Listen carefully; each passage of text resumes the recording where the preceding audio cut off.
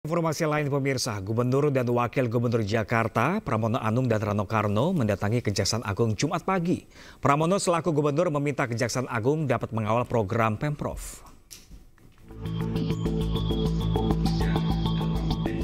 Gubernur beserta Wakil Gubernur Jakarta Pramono Anung dan Rano Karno mendatangi Kejaksaan Agung Jumat pagi. Keduanya meminta Kejaksaan Agung untuk mengawal program-program dari Pemprov Jakarta. APBD Jakarta menjadi salah satu yang terbesar. Oleh karena itu, Pramono meminta bantuan Kejaksaan Agung untuk mendampingi program-program Pemprov Jakarta selama ia menjabat. Penting baginya dalam pelaksanaan kegiatan pembangunan khususnya di Jakarta tidak ada hal yang bertentangan dengan peraturan perundang-undangan. Menurut Pramono, Pemprov Jakarta memerlukan pendampingan Kejagung untuk menghindari oknum-oknum yang memanfaatkan hal tersebut.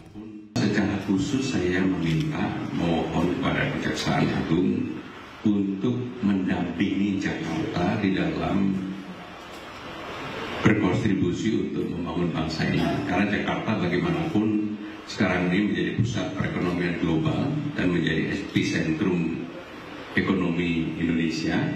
Jakarta memberikan kontribusi terbesar dibandingkan dengan daerah-daerah lain. 11% dari PDB, APBD-nya lebih dari 91 triliun. Tentunya kami memerlukan pendampingan supaya di dalam keputusannya di kemudian hari tidak ada ruang lubang bagi siapapun yang ingin memanfaatkan itu. Bahkan di awal sebagai laporan juga kepada Bapak Jaksa Agung, kami telah dan akan mengadakan audit yang ada supaya nanti pemerintahnya betul-betul bisa berjalan dengan baik. Kejaksaan Agung pun menyatakan siap memberikan pendampingan hukum bagi pemerintah Provinsi Jakarta untuk pembangunan ke depan. Saya meminta untuk Kejaksaan melakukan pendampingan agar dalam pelaksanaan kegiatan pembangunan khususnya Jakarta tidak ada hal-hal yang akan bertentangan dengan peraturan perundang-undangan. Dalam hal ini, Gubernur Jakarta Pramono Anung juga sudah melakukan audit untuk memastikan pemerintahan berjalan dengan baik. Dari Jakarta, Naura Syafikah, Rizky Julianto, iNews melaporkan. Sementara itu pemirsa, hasil sidang etik Universitas Indonesia memutuskan disertasi Menteri SDM Bahlil Lahadalia harus diperbaiki. Kampus UI juga meminta Bahlil meminta maaf secara terbuka.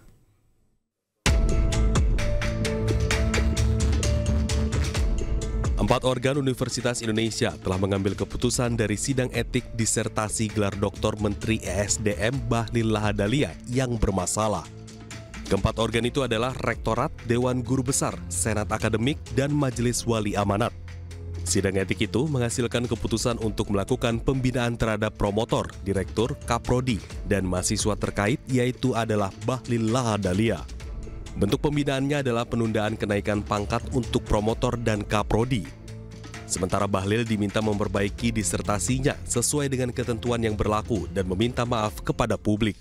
Pembinaan ini dilakukan mulai dari penundaan kenaikan pangkat untuk jangka waktu tertentu, permintaan permohonan maaf pada sivitas akademisi, dan juga peningkatan kualitas disertasi serta publikasi ilmiah.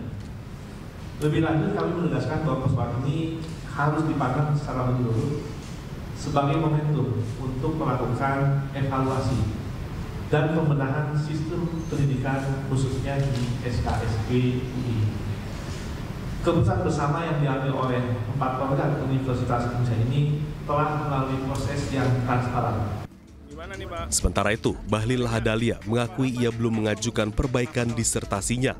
Namun ia juga yakin bahwa disertasinya hanya diperbaiki bukan diulang dari awal. Mohon maaf ya. Disertasinya mengulang Pak UI? Enggak tahu ya. Tadi diputuskan. Yang saya tahu, apapun yang diputuskan, saya kan mahasiswa. Apapun yang diputuskan oleh UI, saya akan ikut. Tapi yang saya tahu memang perbaikan. Ya kita perbaiki, karena memang saya belum mengajukan perbaikan ya. Gitu. Tapi bukan ulang dari awal, Pak? Enggak. Universitas juga menyerahkan keputusan apakah Bahlil harus menjalani sidang disertasi ulang atau tidak pada program studi. Tim Liputan iNews melaporkan. Ya pemirsa, Presiden Prabowo Subianto memanggil lagi sejumlah pengusaha nasional ke Istana Kepresidenan Jakarta pada Jumat kemarin. Sejumlah pengusaha yang diundang mulai Sugianto Kusuma alias Aguan, Antoni Salim, Boy Thohir hingga Tommy Winata. apa sih Pak sama Presiden?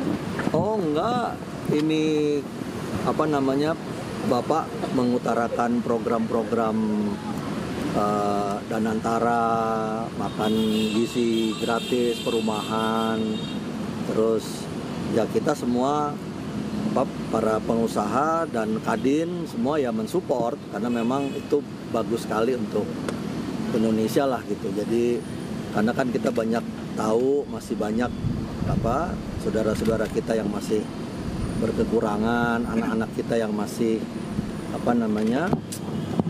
kurang gizi segala macam gitu. Itu aja sih. Masukan yang paling signifikan diminta oleh Presiden itu perihal apa?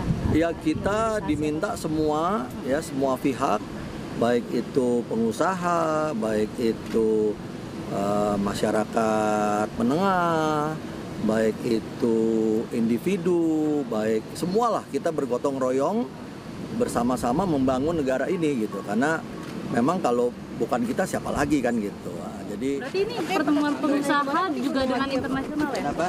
Kayak kemarin bertemu Presiden, hari ini diundang lagi gitu. Kita salah satu yang diundang. Banyak kok, ada yang lain dari Kadin, Pak Arsyad, Pak Anin, Pak Khairul Tanjung, semua. Banyak, rame-rame semua.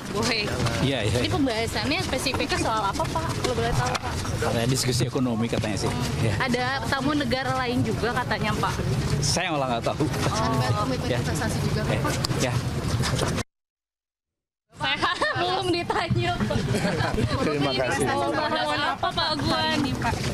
Pertemuan Undangan. Iya, undangan apa Pak? Apa itu Pak? Belum tahu. Oke. Ada tamu negara juga Pak? Iya. Ini spesifiknya ke program prioritas nomor juga Pak Aguan? Betul. Ada salah satunya soal PSN atau Bukan. MBG? Banyak. MBG salah satunya. Banyak dibahas. Tapi dua itu termasuk investasi Pak. Oke, thank you.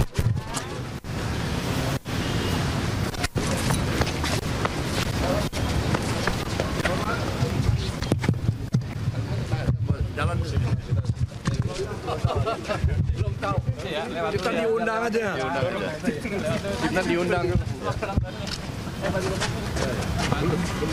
Ini kumpul nggak tahu agendanya apa. Tadi udah masuk juga Pak Cete.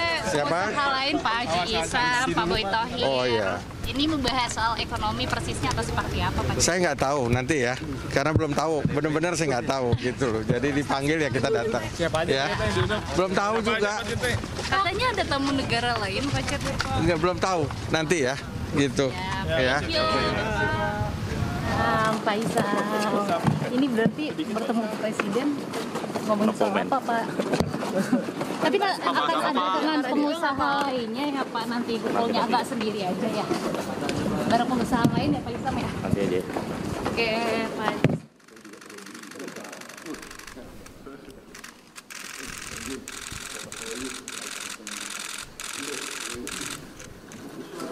Ya pemirsa, di Istana Kepresidenan, Presiden bersama Menteri dan para pengusaha menggelar pertemuan dengan investor global Ray Dalio guna membahas strategi pengelolaan aset nasional serta peningkatan investasi Indonesia.